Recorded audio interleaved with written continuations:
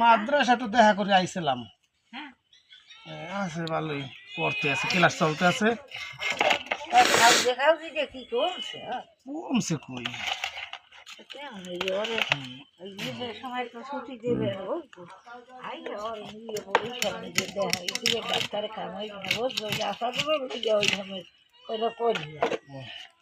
যাই হুজর বিষাক্ত জমবে তৈরি আমি এই কই এই করলাম নহের খাও বুঝলো কি রোগে তো আর বিষাক্ত হইবে না, ওই নহের আসরের বিষ একটা আছে।